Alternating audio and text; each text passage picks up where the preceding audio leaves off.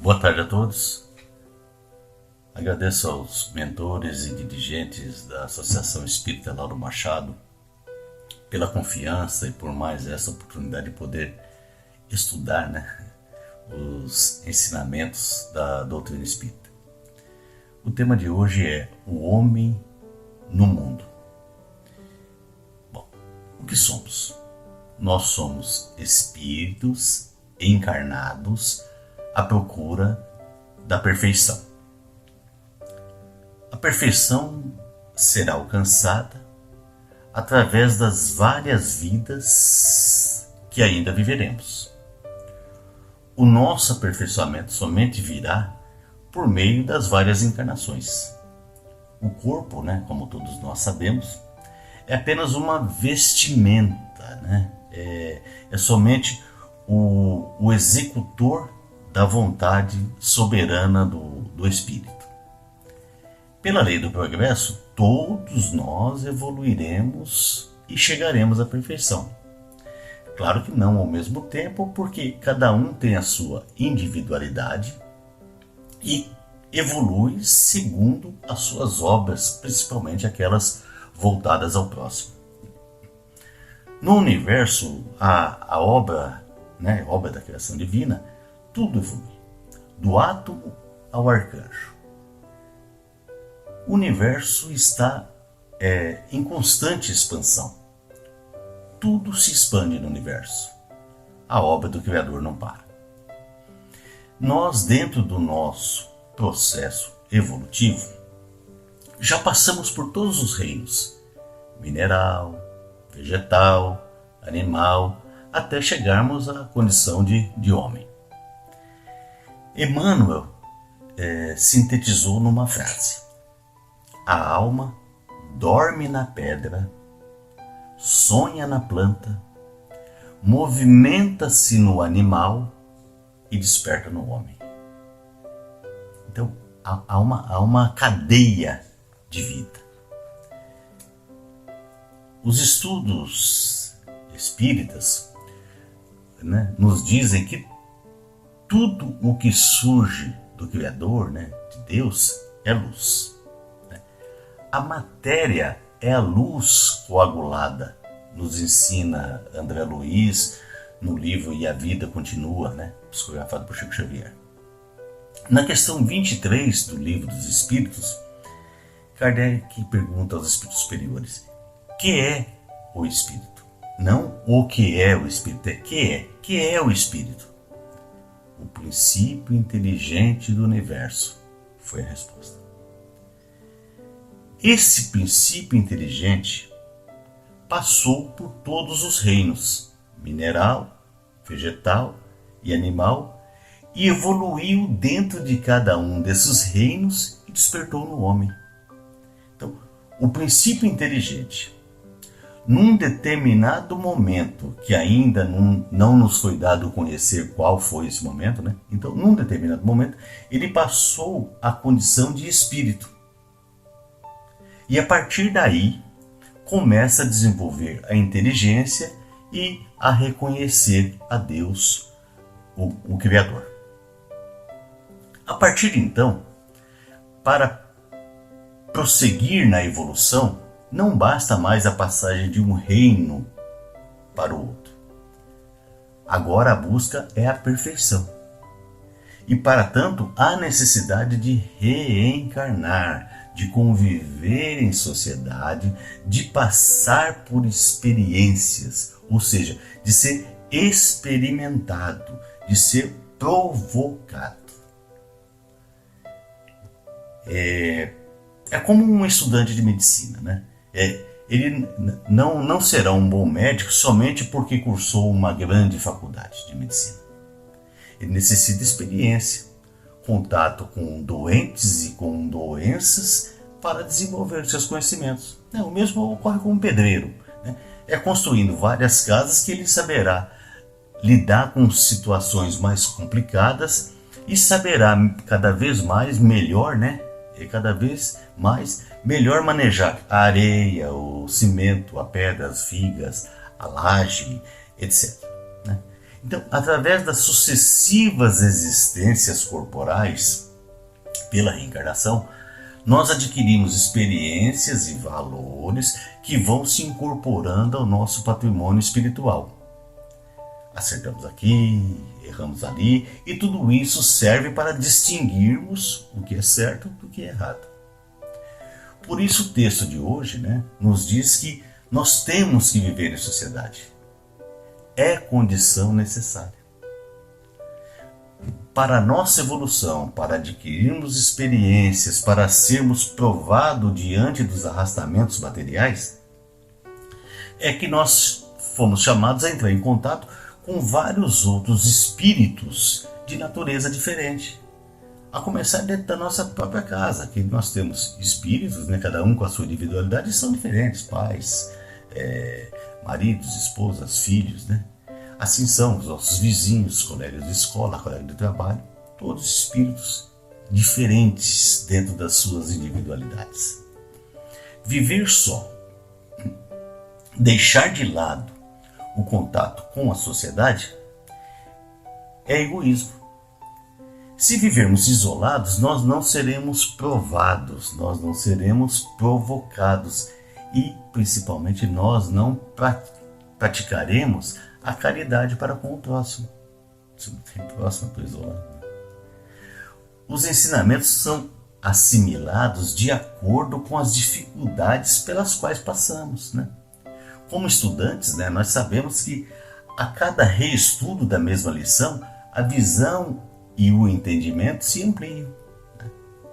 Nós viemos a esse planeta não é somente porque somos seres inacabados.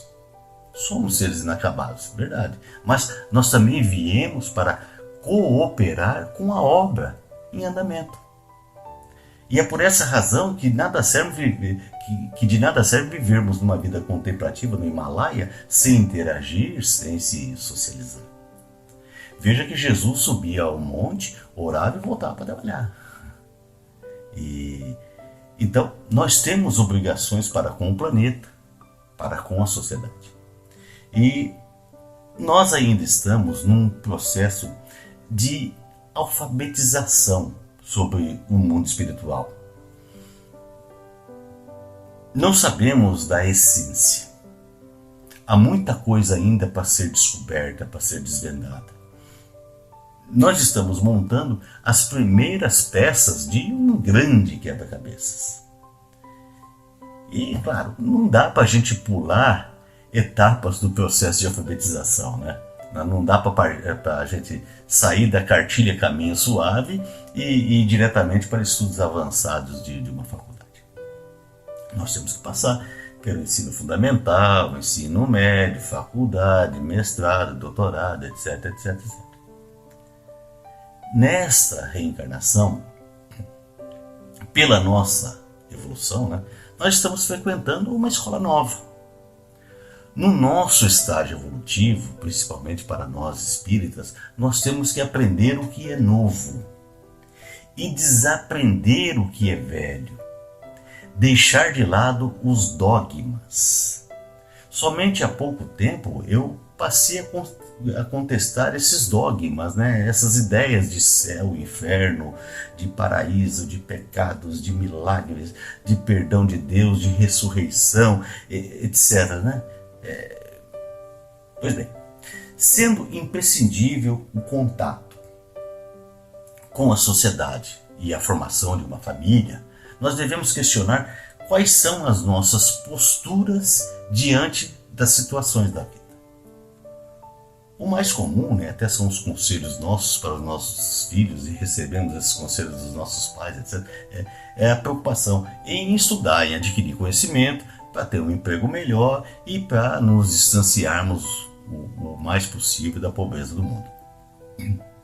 Só que todos os espíritos encarnados têm missões a cumprir.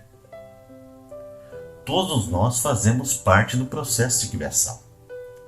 A ideia que a gente tem normalmente é de santificação dos missionários. Nós pensamos que é inalcançável um dia nós sermos como Kardec, como Chico, como Gandhi, como Madre Teresa de Calcutá, como Irmã Dolores, etc. Mas o missionário nada mais é do que um trabalhador mais evoluído, mas é um trabalhador.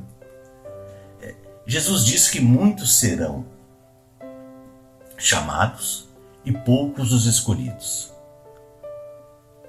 Mas quem escolhe não é Deus. Somos nós quem nos escolhemos pelas nossas atitudes. Se toda a obra da criação é luz, como nós já dissemos, nós somos luz. E é preciso fazer essa luz brilhar, sem interesses pessoais, sem vaidades, né? Como Jesus disse em Mateus capítulo 5, versículo 15, ninguém acende uma candeia para pô-la debaixo do alqueire. Ao contrário, tem que pôr sobre o candeeiro, a fim de que ilumine todos os que estão na casa. É difícil a gente conviver com aquilo que a gente não concorda, aceitar as diferenças, mas são esses conflitos que nós devemos administrar com respeito, boa vontade, tolerância. Devemos resistir ao mal e sempre procurar trabalhar no bem. Esse é o caminho.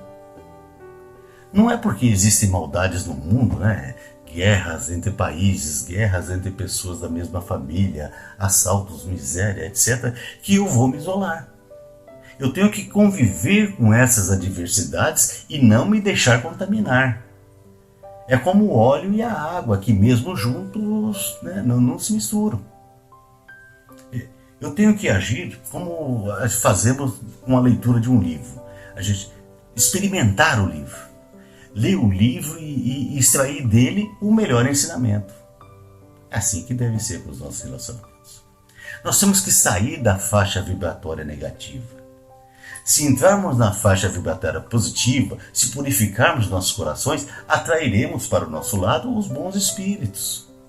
Só que eu não entro na faixa vibratória boa se eu não tenho sentimentos de bondade, sentimentos de amor. Então é preciso coragem para vencer a má vontade, para sair da inércia. Não adianta somente as vigílias constantes, os jejuns semanais, porque isso não muda nada. Não muda nada. É preciso agir, transformar as sementes em frutos. E nós já sabemos o que fazer para que a semente possa germinar. Quem se isola está se privando do meio fornecido por Deus para evoluir. É muito mais egoísmo do que espiritualidade. Como nos ensina a doutrina espírita, nós somos responsáveis pelo mal que praticamos. Tudo certo, daí ninguém contesta. Só que ainda acrescenta, a doutrina ainda acrescenta, e também pelo bem que deixamos de fazer. Ou seja, somos responsáveis pela nossa inércia, pela nossa omissão. E nós sempre precisaremos uns dos outros, porque são os relacionamentos que nos ensinam, que nos mostram o caminho, que nos proporcionam a possibilidade de fazer o balanço entre o que é bom e o que é ruim. Na questão 932 do Livro dos Espíritos, Kardec questionou os espíritos. Por que no mundo a influência dos maus sobrepuja a dos bons? Veja o que responderam os espíritos. Por fraqueza destes, por fraqueza dos bons. E acrescentaram: os maus são intrigantes e audaciosos. Os bons são tímidos. Quando estes, os bons, quando estes o quiserem, preponderarão. Tem uma frase do escritor Nelson Rodrigues que diz o seguinte: se os homens de bem tivessem a ousadia dos canalhas, o mundo estaria salvo. Os maus são ousados e os bons são tímidos. Jesus foi corajoso, sempre se posicionando em favor do bem e na demonstração de que Deus é misericordioso e não um Deus castigador e impiedoso, né? E veja que Jesus venceu o mundo, né? A história é dividida entre antes de Cristo e depois de Cristo. O texto de hoje começa dizendo: um sentimento de piedade deve sempre animar o coração daqueles que se reúnem sob os olhos do Senhor e imploram a assistência dos bons espíritos. Um sentimento de piedade deve sempre animar. Portanto, em nossas preces, precisamos vibrar com piedade. Porque piedade não é ter dó, mas sim compaixão pelo sentimento alheio. É preciso se renovar interiormente, ver o nosso semelhante não como inimigo, mas como espírito cheio de erros e defeitos, como nós somos. Temos que procurar ser gentis no relacionamento do dia a dia. É difícil praticar, mas é necessário esforço. O texto diz: sacrificai as necessidades. O texto de hoje nos diz: sacrificai as necessidades, mesmo a frivolidade do dia, mas sacrificai-a com um sentimento de pureza que as possa santificar. Então a lição de hoje nos mostra, simplesmente nos diz que nós devemos viver como o homem de bem. Mas como saber como é ou o que é ser um homem de bem? Basta verificar se a gente gostaria que alguém nos fizesse aquilo que nós estamos pensando em fazer. Se sim, faça. Se não, não faça. Essa é a bússola. A lição de hoje nos ensina um truque que todo estudante, né, quando começa no estudo da introdução ao estudo do Espiritismo, né, ele aprende que se você tiver que fazer o bem, faça agora, hoje, imediatamente.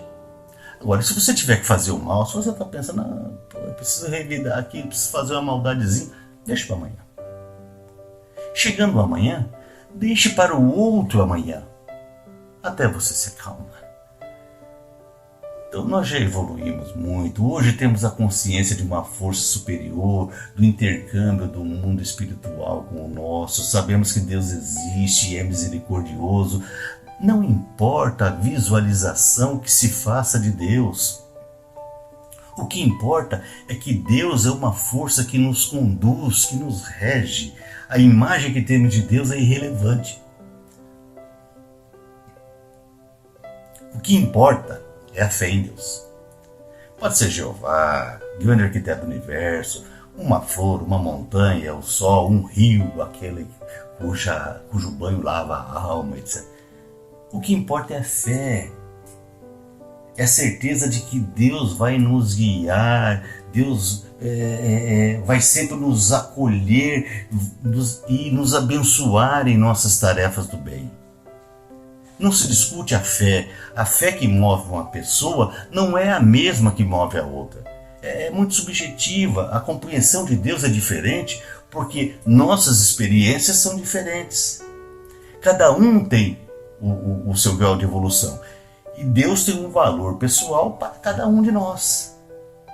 Não importa que o hindu tenha a vaca como sagrada. O que importa é se esse hindu é uma pessoa de bem, que pratica a caridade moral, que respeita as limitações, que compreende cada um, que compreende seu próximo. O texto de hoje também nos diz que a caridade é que nos aproxima de Deus e não somente as preces. Um materialista que age no sentido de auxiliar o próximo tem mais mérito do que aquele que prega no púlpito e nada faz de maneira desinteressada, né? Desinteressada pelo seu semelhante. Uma benzedeira, né? Analfabeta do sertão do Piauí pode mover grandes forças pela sua fé. Aquele padre culto ou aquele que profere palestras, no centro espírita, muitas vezes, aos olhos de Deus, tem menos fé e menos mérito do que essa humilde bezedeira. Portanto, nós não devemos questionar credos nem religiões. Não existe religião boa, melhor ou pior. A melhor religião, segundo Dalai Lama, é aquela que nos faz feliz. É a que nos dá firmeza nos momentos difíceis. E o texto de hoje fala de alegria. Nós devemos ser felizes, nós devemos ser alegres, gratos pela vida que Deus nos proporcionou. Se a gente só pensar em fugir das dificuldades, não mudaremos a faixa vibratória e não viveremos as experiências necessárias ao nosso progresso espiritual. Somente demonstrando resistência às adversidades, superando as dificuldades, é que estaremos preparados para viver novos mundos. A vida aqui, neste momento, é de construção do futuro e não de fuga do presente. Na verdade, toda religião não tem por função carregar a gente no colo, mas sim de nos preparar para as adversidades. Não é para fugir da realidade. Às vezes falamos, como eu gostaria de voltar a ser criança. Mas a gente se esquece que naqueles tempos, quando éramos crianças, também existiam problemas. Só que nós, crianças, não nos envolvíamos com aqueles problemas. Mas nós crescemos. Crescemos e hoje nós temos que nos envolver com os problemas. Meus problemas eu tenho que resolver. Não posso mais esperar, infelizmente, por papai e mamãe. Eu não posso agir como criança. Ter no coração a pureza da criança não é se desconectar da vida real. Todos nós, ao reencarnar, um posto de trabalho na sociedade é designado para nós. E se nós abandonarmos este posto, o trabalho não será feito. Faltará uma peça. Nós não podemos somente ficar diante da TV, sentado no sofá, assistindo novela, Netflix, futebol, nem querer morar numa ilha e viver uma vida contemplativa. Precisamos acreditar que nós podemos ajudar a melhorar o mundo. No escuro, todo mundo procura luz. E nós somos luzes. Essa luz nós devemos difundir no nosso lar, no nosso ambiente de trabalho, na nossa vida social. Todos nós podemos e devemos contribuir para um mundo melhor. Afinal, tudo neste mundo é sagrado, porque tudo foi criado por Deus. Peçamos aos bons espíritos que nos oriente sempre no caminho do bem e renove nossas esperanças de dias melhores para toda a humanidade.